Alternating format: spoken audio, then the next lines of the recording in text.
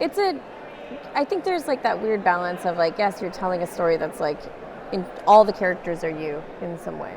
And like the stories are all my stories are like incredibly personal. But I'm also like, you filter it so much. It is personal, but it's not about me.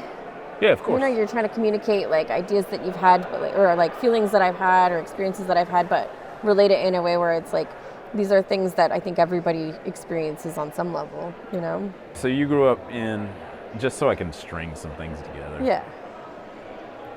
I grew up in New Hampshire. I have no frame of reference for New Hampshire. Is it a more New England? Yeah, it's definitely New England. I mean, but we should have me draw a map of where I think New Hampshire and then, is. Yeah, you go through there, and then you go Do you through go through Old Hampshire? Yeah, you got to go through Old Hampshire. Ye Old Hampshire. Yeah, Ye Old Hampshire, regular New Hampshire. It's the newest one that they made. Yes. There's actually Old Hampshire is here in England. Yeah. Oh, okay. Hampshire.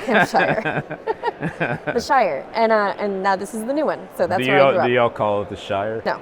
You should. Sometimes, but not often. Like, yo, you back in the Shire?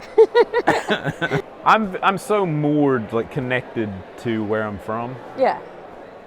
Like I travel a lot, but like Charlotte's just home. I mean, I fucking hate it and I love it. Yeah. And I, you know, whenever my mom talks about like selling the house and stuff, I'm like, you're never selling this house. No, well. Like we're gonna keep this house in our family for, you know. Yeah. Even though me and my brother don't have any kids, we're both like, For we're gonna keep, for a generation. For a generation, yeah. See, well, that's a nice feeling. You know. I can't relate with that feeling. Yeah, when I grew up, it was like, how do I get out of this town as fast as I can? You know, it's like there's nothing there. It's like a Bruce Springsteen song. It's worse than a Bruce Springsteen song. Yeah. It was awful. And specifically, like, just my home environment wasn't good growing up, you know, so I was like, I just want to, that's why I like making comic books. It's like the ultimate escape. Yeah, sure. So you're just like, I got to get out of here. So I went to school in New York, and that was fun, but I never felt like moving back. I mean, I think intrinsically where I come from is definitely a big part of me. And like the reason why I'm doing what I'm doing is like a huge part of growing up in like nowhere with nothing to do but like draw comics. I always wanted to make comics. I made comics, but I went into animation for school because that's like all I wanted to do was just, I want to be an artist. But like, there's no way that I'll get a job in this weird industry that's like dead in the water, basically. There was also like 5 other women making comics. Yeah, exactly. That's what I was about to say. 3 of them were Jill Thompson. Yeah, so like I grew up not thinking there was like a place for me in this weird industry, and everybody I showed my comics to, people like the first and last portfolio review I ever got was at MegaCon, and it was someone from CrossGen. I can't even imagine how that went. Yeah. Yeah, and so they looked at my portfolio and told me that my work was good and interesting, but like I'd never get work at a mainstream publisher. Yeah. And now I go, ha ha ha. Yeah. But I also like, I went to school for animation because at the time animation was booming.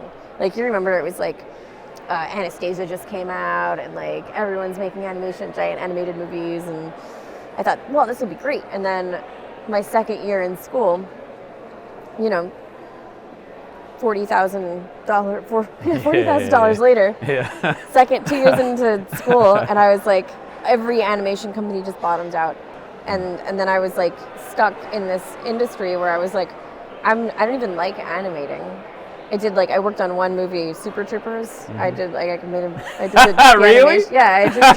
did Johnny Chimpo, did the animation in that movie, and then I was like, okay, please, like I gotta go. I gotta make comic books. That's amazing. Yeah, so in school for animation, I like was making comic books. Yeah. At the time, and I would go to conventions and like bring my little mini comics out, and then I just dropped out of school and I worked at this company that like licensed Japanese porn comics and worked on that. Anything to make a living. Yeah. But I learned like how to set books up for print. I learned about like how to letter comics. I learned about like how Diamond works. You know, like weird shit like that from like the weirdest places. Even if you were already inclined to make your own stuff, you were then forced to be like, okay, well, how do I make it? Right. Actually make it. Yeah, you have to just, and this is like pre-internet basically. Yep. Where there was like the social networking was like, there were some forums But I'm not a forum person, you know? Yeah. It's like a weird, like, I would go to Kinko's and make mini comics and just bring them to cons. I feel like once you do one project and it sort of comes together, Yeah. it makes whatever your next crazy idea seem plausible. So when I started really taking comics seriously, I had all these crazy ideas, and they were all like epic Me too. comics, right? And I could never finish them. I'd get like 20 pages in, and I'd be like, whatever. And it's like, so I had all these like half-finished comic ideas, and then I was like, okay, I have to just finish a comic. So I started writing one-page comics, and I just did like 50 one-page comics, and I was like, okay, I made 50 comics. That's awesome. One page, and then I was like, do a 3-page comic, and then I made some 3-page comics, and I did do some 5-page comics. Yep. And I just work up. When kids come over to me, I'm always like, you should do a comic strip, because I'm like, just do a 4-panel comic strip. It's the best. It's like the simple storytelling. If you can tell something in 4 panels, learn your transitions, learn how to hit a punchline, learn how to. There's so much you can do in 4 panels that will like, Yeah, it's like literally. I always say like you got to learn. How to spell before you can write a sentence. Yeah. You got to learn how to write a sentence before you can write a paragraph. Yeah. Paragraph leads to a book. Yeah. And I feel like I don't want to ever like feel too distant from the next generation of creators, but I think things are happening at such a lightning pace now. Yeah. All the borders are obliterated. Yeah. And there's good and bad about that. I feel like it's a very exciting time to be into comics. Yeah. And I'm back drawing comics again right now, and I'm excited about that. And like coming to this convention and like seeing, I don't know, just every year it's like so many great new comics. And as a person who, there was one avenue when you were trying to make it. Yeah. It must be like really exhilarating and reaffirming to see that like any one of these people could succeed in a way that is not necessarily like the same as the generation before. It was either Mocha or SPX. I think it was SPX one year, and I had just started working on American Virgin, so I think like the first 2 issues were out. This was back in like 2008 or something. Yeah. At SPX, a guy walks by my table, looks down, and sees that I'm doing a Vertigo book, and he called me a sellout. Just right there, he's like, oh, sellout. And then walked away, and I was like, I could, like, do I have to choose now? And also, like, I'm making, like, for the first time in my life, a living wage making comics. Yeah. And you're not getting rich off of it. I was like, is that truly selling out? Like, I don't know. That's the thing that you learn really quickly. Like, the more things you put into the world, you start to learn and you can't control people's reactions. Yeah. Jack Kirby told us all that. Exactly. And we didn't listen. Right. Yeah, it's like sometimes you have to learn for yourself. Yeah, I find it funny that, like, people will I confuse the shit out of people. My career really confuses people. People are like, the football comic guy also does Spider-Gwen? Like, football what? comic guy. Yeah.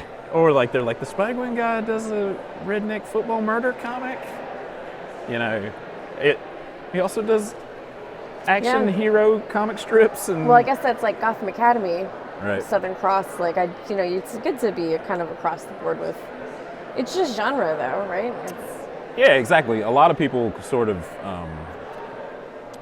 end up trying so hard to be a brand that they forget that, like, what you're good at, I think, when you do this, or hopefully what draws you to doing this, is that you want to communicate and tell stories. Yeah.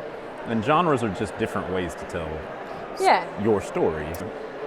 I just always feel like if you're a well-rounded person, or you're trying to be a well-rounded person in your life, you're going to have a lot of different points of view. Yeah. Like, you're not going to have, like, I used to laugh at, like, the guys who, like, think they're crime writers and wear fedoras and, like you're a fucking nerd. You're fedorable. Yeah.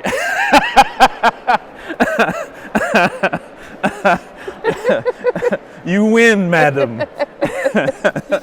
Enchanté.